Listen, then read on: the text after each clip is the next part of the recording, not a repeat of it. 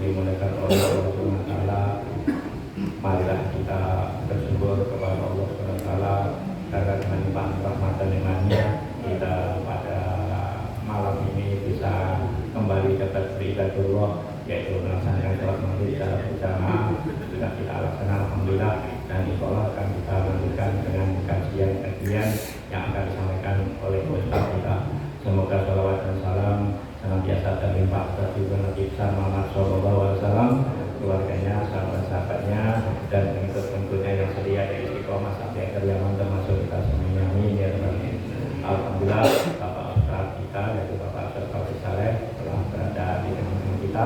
Untuk itu langsung saja kami berikan kesempatan memberikan tausiah.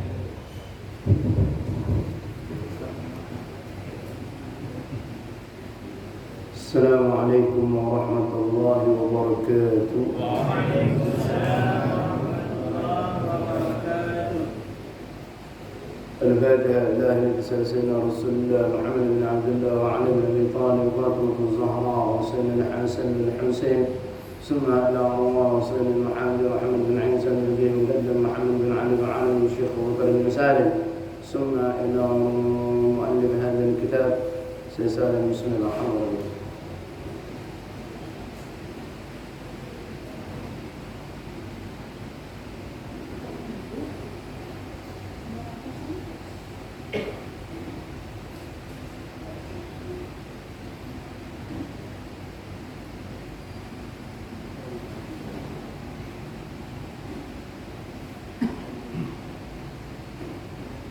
ولجميع المسلمين والمسلمات والمؤمنين والمؤمنات أن الله يغفر لهم ويعلى درجاتهم الجنة يعين علينا بركاتهم وأسرارهم وعلومهم الدين والدنيا والآخرة وإلى حضرة النبي المصطفى محمد صلى الله عليه وسلم. الفاتحة.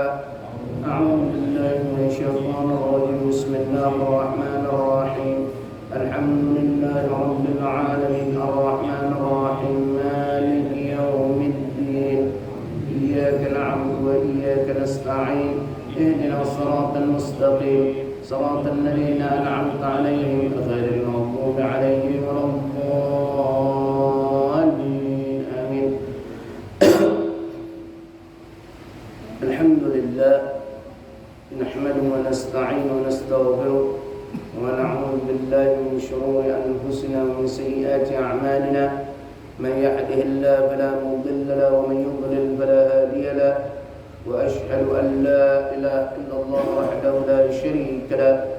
وأشهد أن سيدنا ونبينا محمدا عبده ورسوله.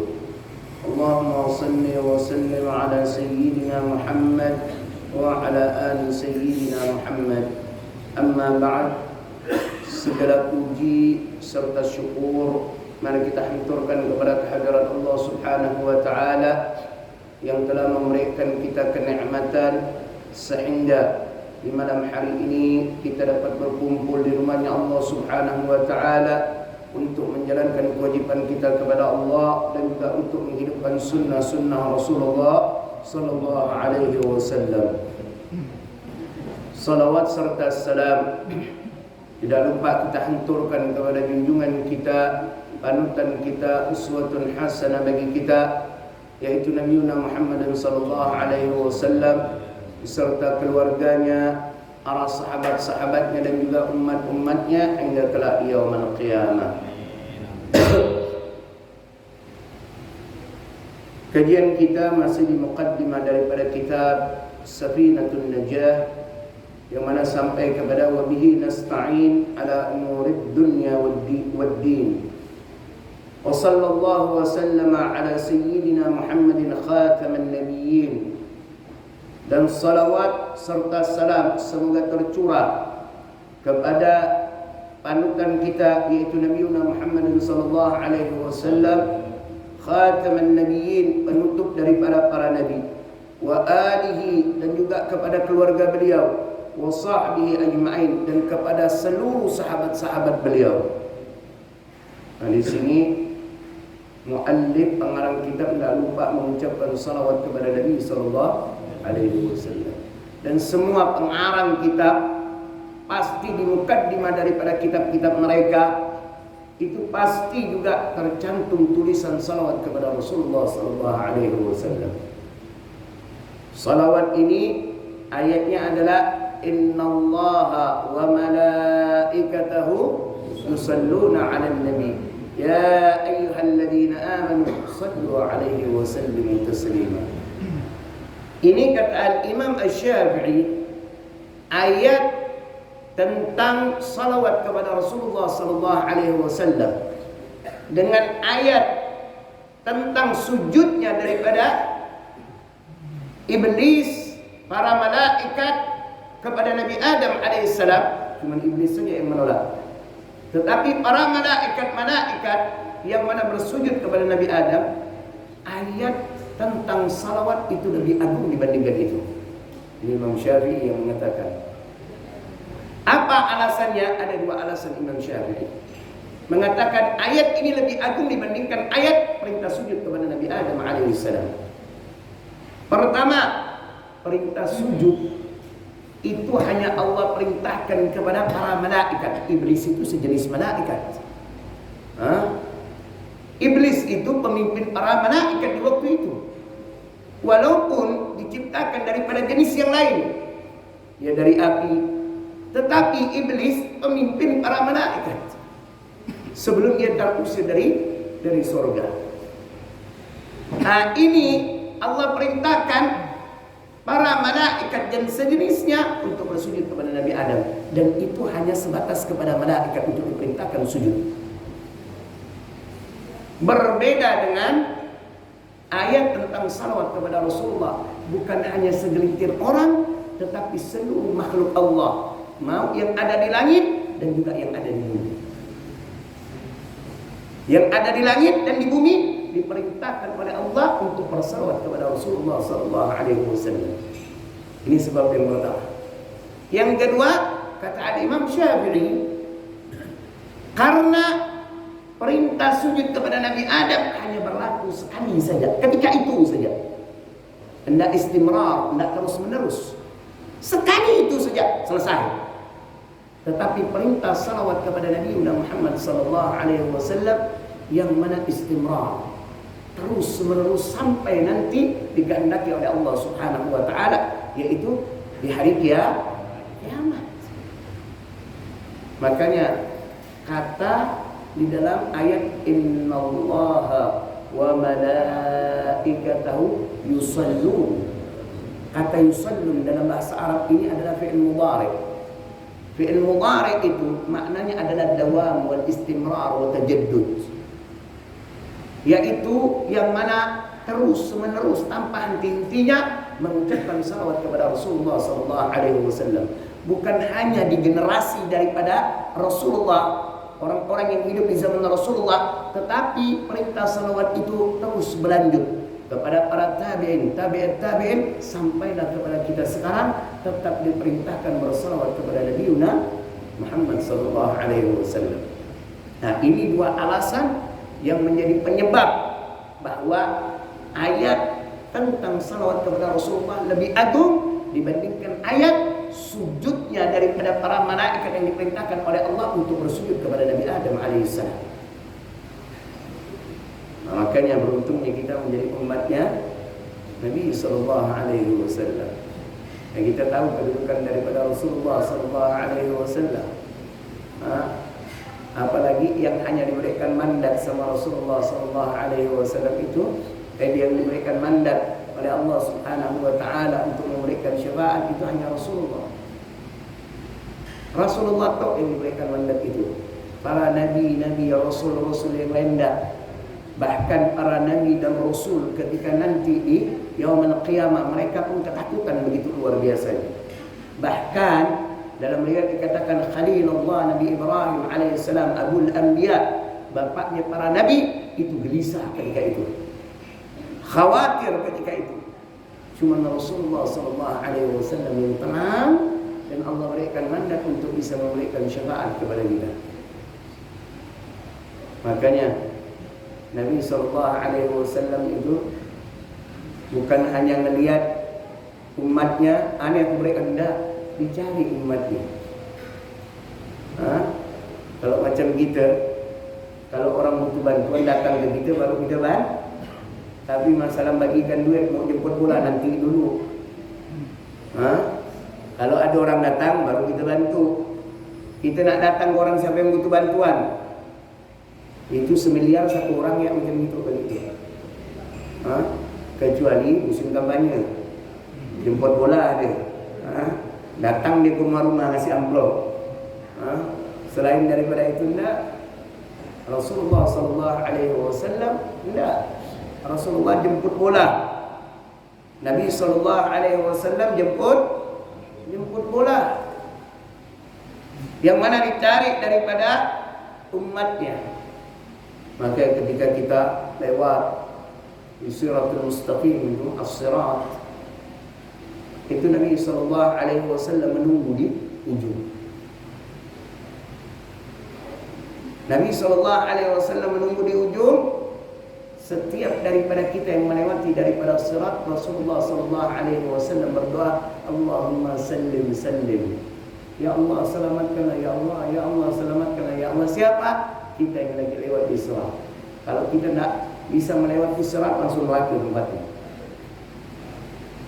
Apakah sampai di situ? Tidak. Bahkan Rasulullah sallallahu alaihi wasallam bersujud kepada Allah Subhanahu wa taala, begitu ulama'nya. Lalu Allah Subhanahu wa taala perintahkan kepada Nabi sallallahu alaihi wasallam untuk bangun dari sujudnya. Lalu Allah Subhanahu wa taala berkata, apa yang kau inginkan wahai Muhammad? Lalu Rasulullah sallallahu alaihi wasallam berkata, ya Allah, keluarkan daripada umatku yang ada di dalam neraka, yang mereka masih memiliki keimanan sebesar biji kurma. Dikabulkan sama Allah. Allah keluarkan daripada umat-umat Rasulullah yang ada di dalam neraka, yang mereka masih memiliki keimanan sebesar biji kurma. Keluar itu umat, disambut oleh Nabi sallallahu alaihi wasallam. Bayangkan, mudah di dalam neraka, minta Rasulullah kepada Allah agar umat-umatnya dikeluarkan. Pertama yang diminta, umat yang memiliki keimanan sebesar biji kurma. Sujud lagi Rasulullah sallallahu alaihi wasallam. Sujud yang kedua lebih lama dibandingkan sujud yang pertama. Yang mana Allah Subhanahu wa taala memerintahkan kepada Rasulullah untuk bangun dari sujud. Ya Muhammad, apa yang kau minta?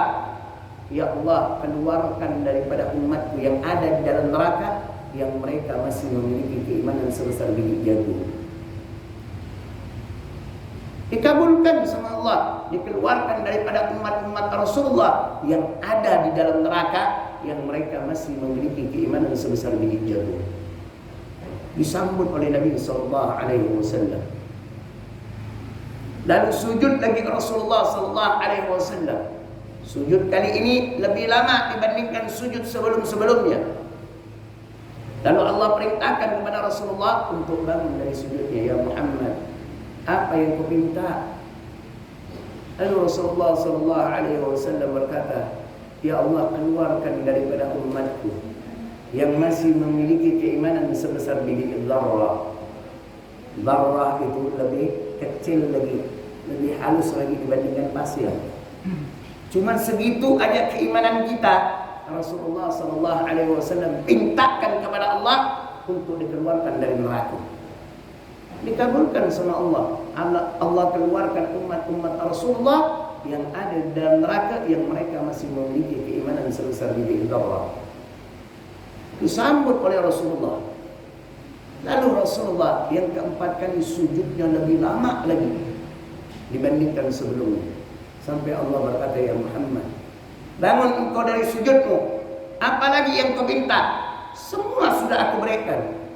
Lalu Rasulullah berkata kepada Allah, ya Allah, keluarkan daripada umatku yang ada di dalam neraka, yang mereka tidak memiliki keimanan sedikit pun, tetapi lisan mereka pernah mengucapkan la ilaha illallah Muhammadar Rasulullah sallallahu alaihi wasallam. Dikabulkan sama Allah. Allah keluarkan daripada umat-umat Rasulullah sallallahu alaihi wasallam dari neraka yang mereka tidak memiliki keimanan sama sekali, tapi lisan mereka pernah mengucapkan la ilaha illallah Muhammad Rasulullah. Ini bentuk daripada syafaat yang Rasulullah SAW berikan kepada kita semua. Keluarga kita tak ada nolong kita. Keluarga-keluarga kita ni, hatta anak, hatta mak bapak kita, datuk kita, cucu keturunan kita tak akan peduli sama kita. Mereka akan mencari kita setelah mereka ditempatkan di mana. Dihisap dulu. Sebelum mereka dihisap, noleh kita pun tak ada. Memang seperti itu. Noleh kita pun tak ada. Ketika mereka sudah ditetapkan, dihisap ke surga, baru dia bisa memberikan syafaat pertolongan sama kita. Sebelum mereka dihisap, dah Rasulullah ketika sudah dipersilakan untuk masuk ke dalam surga, surga Nabi, surga terbaik yang ada, Rasulullah nolak. Rasulullah masih mau menolong daripada umatnya, memberikan syafaat kepada umat-umatnya. Bayangkan, keluarga kita ya tidak macam itu, mak bapak kita ya tidak macam itu, anak kita ya tidak macam itu. Tapi pengorbanan kita untuk mak bapak kita, untuk anak-anak kita melebihi dibandingkan pengorbanan kita kepada Rasulullah. Pantaslah itu. Ingat mak bapak kita yang kita anggap macam mana? Dia yaumul qiyamah, sebelum kita dihisap, sebelum dia dihisap, tidak akan peduli sama kita. Rasulullah yang akan mencari kita. Tapi apa pengorbanan kita lebih besar mana? Kepada orang tua atau kepada Rasulullah? Oh, kalau untuk orang tua, apa pun dia anukan. Untuk anak, apa pun dia anukan. Untuk Rasulullah, kadang perintah salawat aja masih diangin-anginkan, masih diander-anderkan, masih dinanti-nantikan.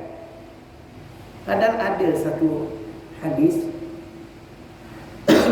tentang perintah salawat yang mana simple saja, tidak banyak, tapi jaminannya syafaat dari Rasulullah, yaitu salawat di pagi hari 10 kali, salawat di sore hari 10 kali saja. Dalam hadis yang diriwayatkan oleh Imam At-Tabrani dan juga Al-Imam Ad-Dailami, Rasulullah SAW bersabda, "Man shalla alayya hina yusbi ashran wa hina yumsi ashran adrakathu syafa'ati yaumil qiyamah."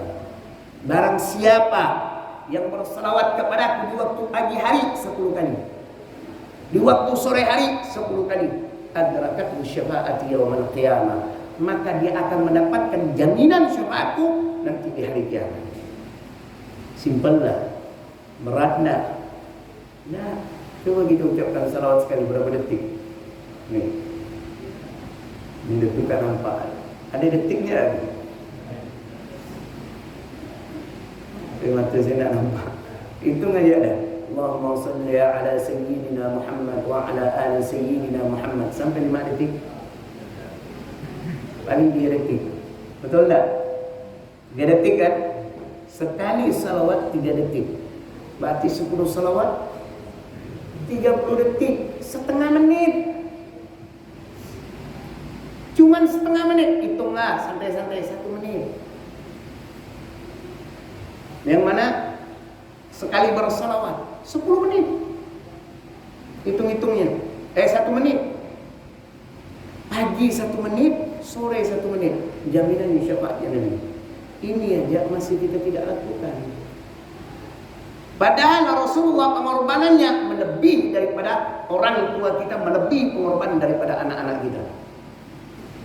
Tapi seakan-akan Rasulullah nomor sekian, anak kita nomor yang ini sekian, lebih dulu. Mak bapak kita nomor sekian. Ini hati-hati. Jangan sampai kita seperti ini. Sayyidina Umar aja ketika dikatakan, ya Rasulullah, aku lebih mencintaimu dari apapun saja, kecuali yang mana pada diriku sendiri. Kata Nabi SAW, belum sempurna daripada keimananmu wahai Umar, sampai Sayyidina Umar mengatakan, aku yang mana mencintaimu ya Rasulullah melebihi apapun, dibandingkan anak-anakku, dibandingkan istri-istriku, dibandingkan harta-hartaku, wa nafsi baina jambai, dan termasuk diriku sendiri. Engkau lebih aku cintai. Sempurnalah keimanan engkau wahai Umar. Ini sahabat Nabi bagi kita. Maka pengorbanan Nabi itu luar biasa. Sampai mau meninggal, apa yang dia lakukan? Ummati, ummati, ummati, umatku, umatku. Sampai ketika dibangkitkan, manusia pertama yang dibangkitkan dari alam barzakh itu Rasulullah. Jibril menunggu sama Mikail. Ketika Rasulullah dibangkitkan, Rasulullah yang ditanyakan siapa? Bukan keluarga, yang ditanyakan siapa? Umatnya. Hari apakah ini Jibril?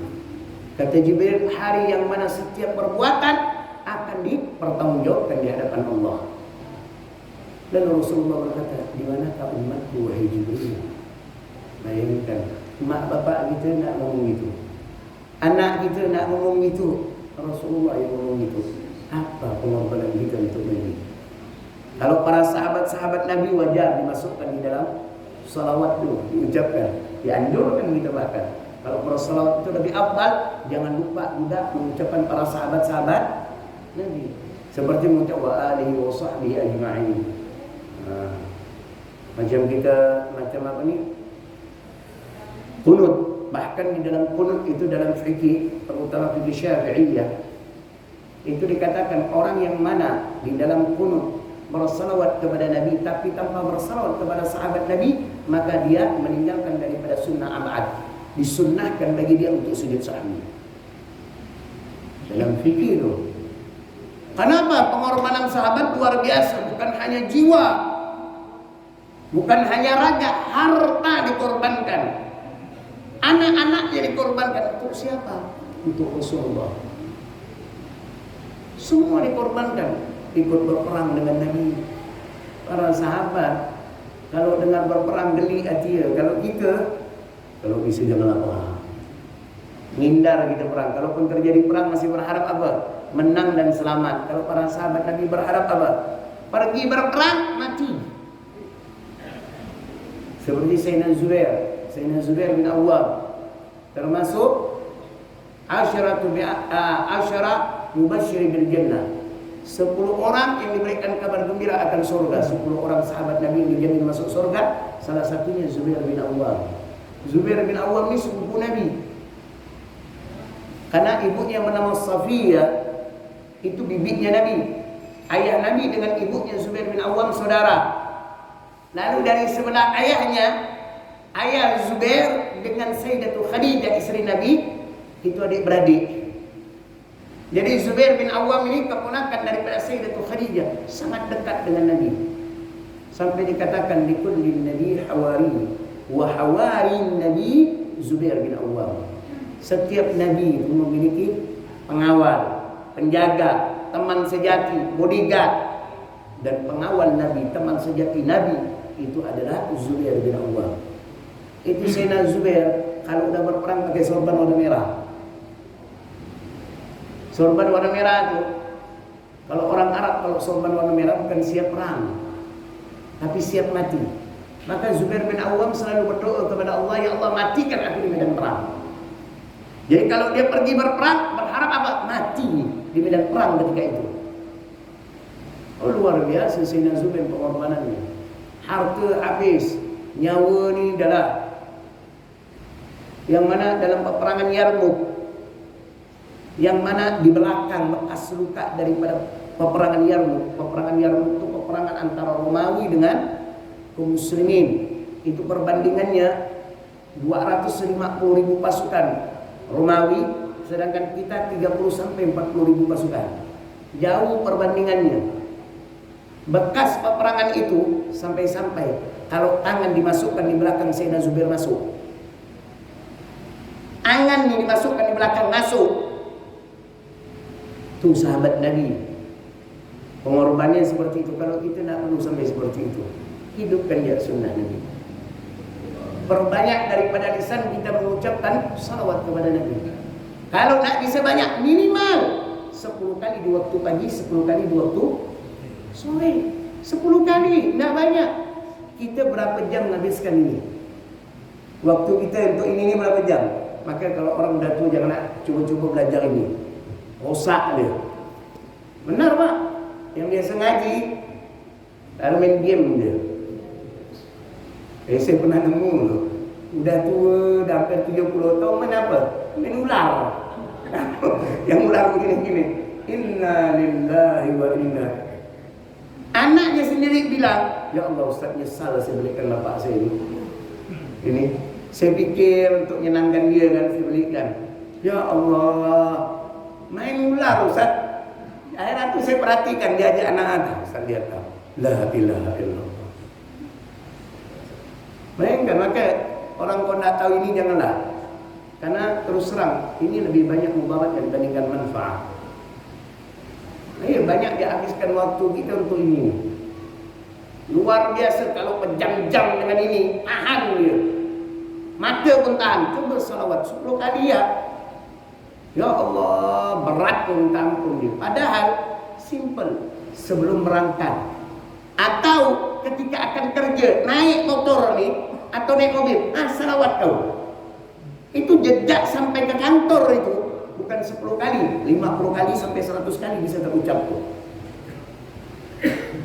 Begitu juga di waktu sore hari, pulang dari kantor mau ke rumah, pas di kendaraan, salawat. Itu bisa bukan hanya 10 kali, lebih daripada itu.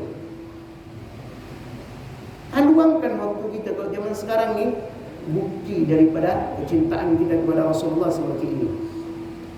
Perbanyak salawat dan hidupkan sunnah-sunnah Nabi. Yang simpel-simpel aja dah di kehidupan kita sehari-hari. Macam contoh, bangun tidur, jangan tergagap-gagap di HP pula. Ini cari HP, mana HP ya? Coba pas bangun, baca doa. Alhamdulillahilladzi ahyana ba'da ma amatna. Ingat, yang tak hafal berarti tak bisa hidupkan sunnah. Harus dihafal nih. Yang hafal aja belum tentu dia hidupkan di sunnah. Orang tahu nih doa nih, bangun ada diucapkan, apa dia yang tak hafal? Udah bisa dipastikan tidak menghidupkan sunnah Nabi SAW. Ayat ini ya simple. Udah bangun apa? Ke WC kan?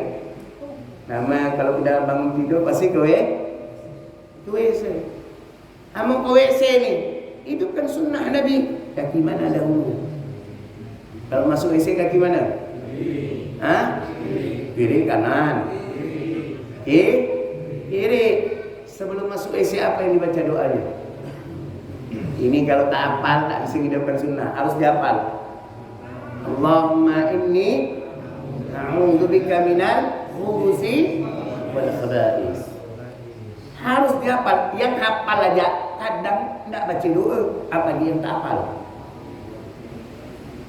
Lalu keluar, kaki mana dahulu? Apa yang dibaca?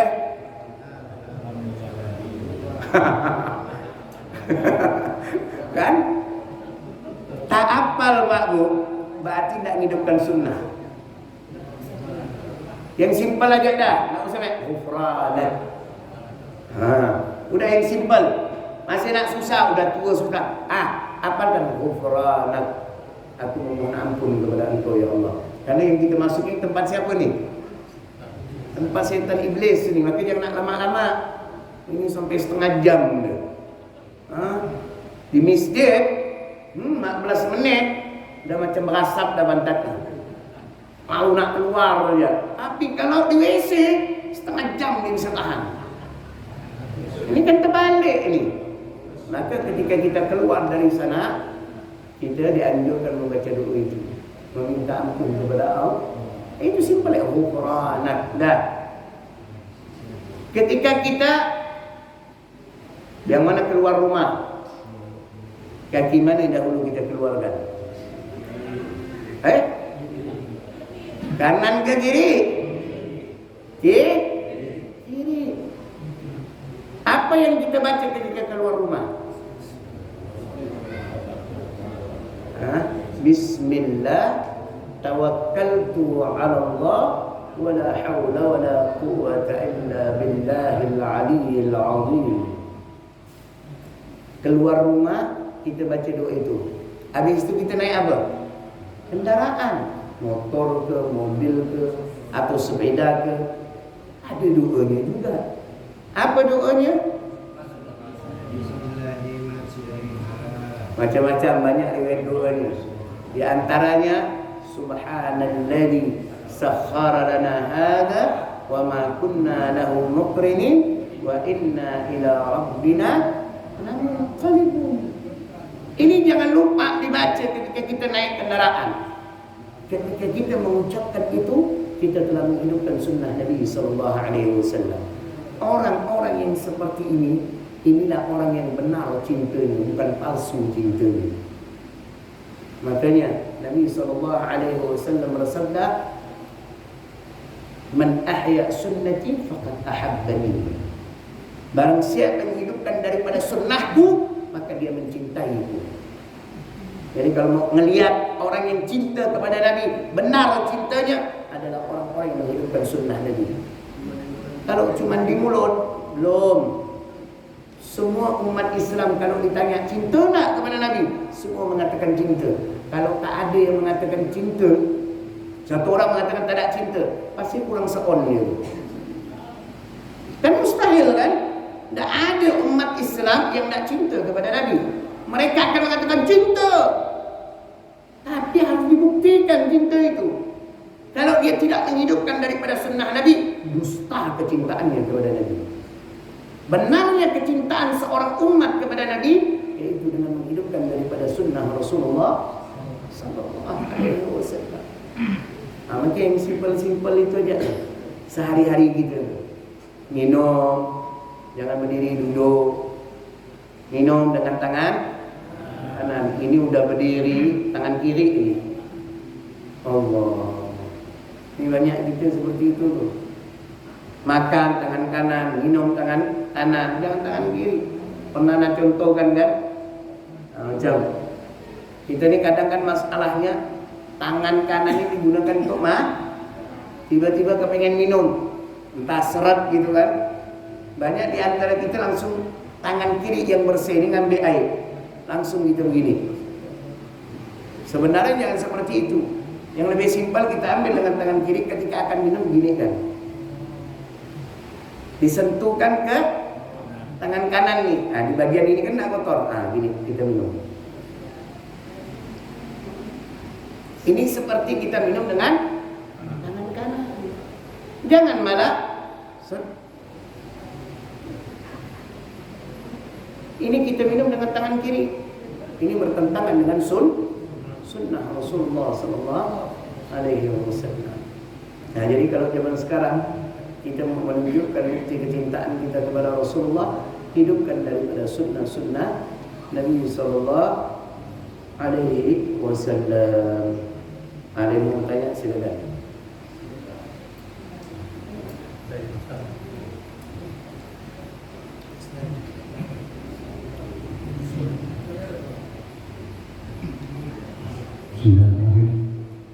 Assalamualaikum warahmatullahi wabarakatuh.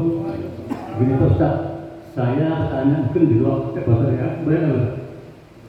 Begini, ada pemahaman di masyarakat kita yang mengatakan bahwa semua agama itu sama, semua agama itu sama. Apa? Semua agama itu sama. Jadi dengan dalih dengan sekolah ansih, mereka ikut dalam agama tertentu. Pindah itu ada berpakaian, ada yang berkunjung, bagi lukisan. Jadi perkataan mengatakan bahwa agama itu sama itu mereka toh dibutuh pada akidah. Apa benar mengenai Bapak? Jadi dengan saya atau jawab Bapak, terima kasih buat saya tapi bukan sampai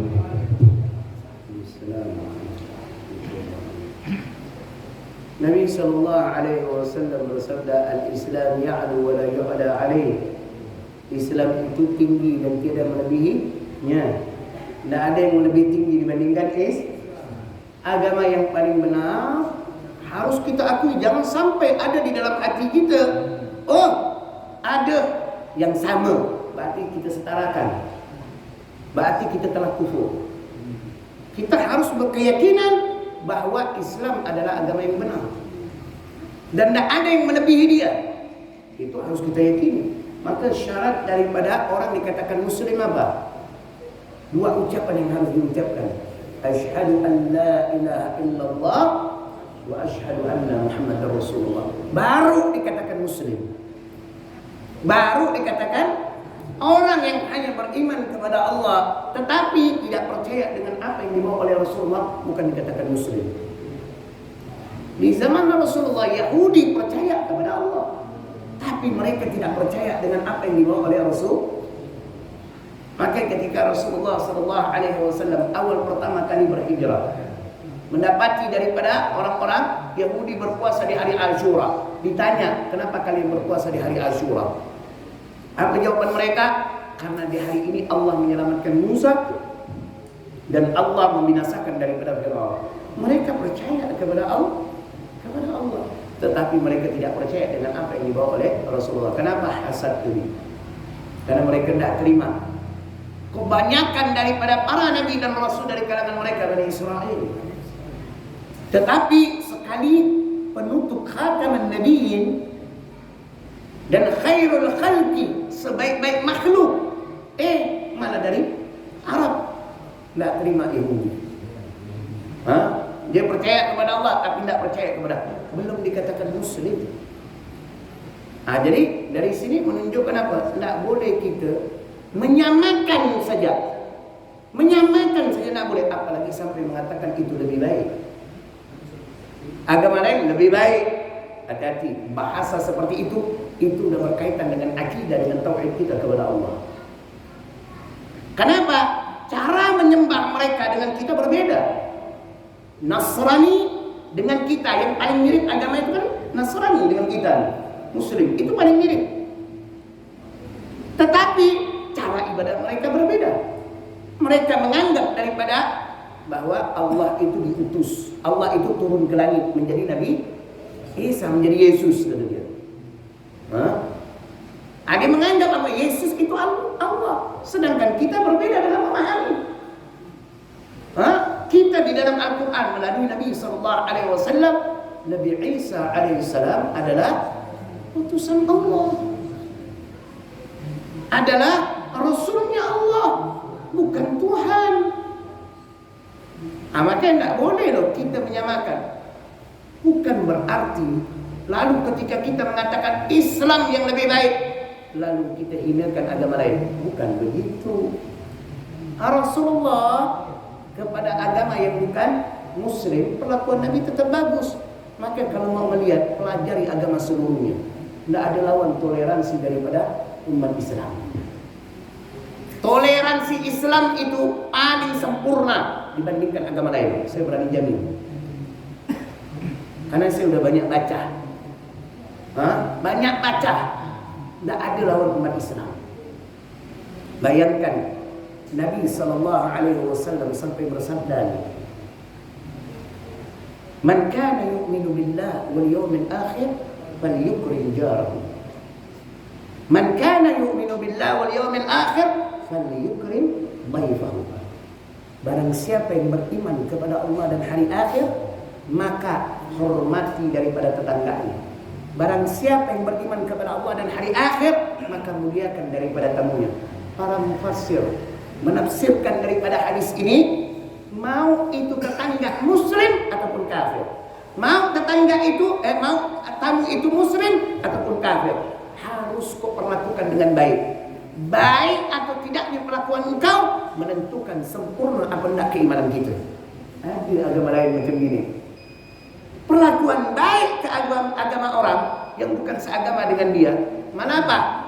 Itu menentukan sempurna apa tidak keimanan daripada orang. Agama lain tidak kita temukan macam ini. Maka tidak boleh kita mengatakan sebagai bentuk toleransi agama itu semua sama. Kalau kita mengatakan agama itu semua sama, berarti kita membenarkan apa yang dilakukan oleh mereka. Itu tidak boleh. Itu berkaitan dengan akidah. Tidak boleh. Karena Nabi sudah menjelaskan al-Islam ya'lu wa la yu'la alaih. Islam itu tinggi dan tidak ada yang lebih tinggi dibandingkan Islam. Itu harus kita tanamkan di dalam hati kita dan kita yakini. Bukan berarti dengan bentuk toleransi seperti apa, mengikuti ibadah mereka. Bentuk toleransi itu jangan ganggu ketika mereka beribadah. Itu bentuk toleransi. Bukan kita mengikuti ritual ibadah mereka. Contoh lihat apa? Macam cap gome, siapa yang ramaikan tu?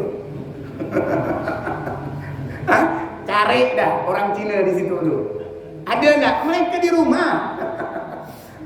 Mereka di rumah. Enggak ada di luar. Mereka di rumah. Orang kita tu yang menu kan, yang buka apa nama tu? Stand itu. Lihat, ada enggak Cina yang jualan? Saya sih pernah nanya orang, enggak ada orang Cina, enggak tahu sekarang. Allah alam, saya pun dengar kabar. Kita bisa bayangkan, bukan berarti kita langsung mengikuti ritual ibadah mereka. Dengan apa? Oh, bentuk toleransi ikut ke gereja ketika Natal. Ya bukan seperti itu. Bentuk toleransi jangan kau ganggu ketika mereka ibadah. Tidak boleh. Itu ajaran di dalam Islam. Termasuk ya? Sudah. Paham tak ya? Semoga apa yang kita kaji di malam hari ini kita mendapatkan ilmu yang barakah, ilmu yang bermanfaat, ilmu yang bisa menambah ketaatan kita kepada Allah, ilmu yang bisa menambah kesempurnaan amal ibadah kita, ilmu yang bisa menambah rasa takut dan cinta kita kepada Allah dan juga kepada Rasulullah SAW. Dan semoga perkumpulan kita di malam hari ini menjadi wasilah bagi kita, perantara bagi kita untuk mendapatkan syafaatnya Rasulullah SAW kelak di yaumul qiyamah. Dan semoga kita semua selalu diberikan kesehatan oleh Allah, diberikan umur yang panjang dalam ketaatan kepada Allah Subhanahu wa taala. Dan semoga kita semua dimudahkan segala urusan dunia dan akhiratnya. Dan semoga rezeki kita dilancarkan oleh Allah dengan rezeki yang halal dan juga barakah. Dan semoga anak-anak kita dijadikan anak-anak yang saleh dan juga salihah. Dan semoga segala bentuk amal ibadah kita diterima oleh Allah. Dan semoga dosa-dosa kita diampunkan oleh Allah Subhanahu wa ta'ala. Dan semoga kita semua diwafatkan oleh Allah Subhanahu wa ta'ala dalam keadaan husnul khatimah. Kalimat terakhir yang kita ucapkan ketika kita meninggalkan dunia adalah La ilaha illallah Muhammadur Rasulullah sallallahu alaihi wasallam. Bismillahirrahmanirrahim. Ya Rabbana tarafana Tiyanana tarafana Wa alana asrafana Ala lada asrafana Wa tub alaina tawbah Tawsir li kulli hawbah Wastur lana al-awrasi Wa amir ru'ati Wa ghafir li walidina Rabbi wa mauludina Wal ahli wal ikhwani Wa sairil minani Wa kulli di mahabbah Au ziratin au suhabah Wal muslimina ajma' Amin ya Rabbi asma' Wa talal wajud abdulna La bittisabin minna Bil mustawa rasuli Nahwa bi kulli suli Salla wa sallam Rabbi Alayhi adal habbi Wa alihi wa sahbihi Aidada tasbih suhabi Walhamdulillahi Fil basti wa tanahi Hamdan kasiran lahi Mahabbatin nasai Alamin.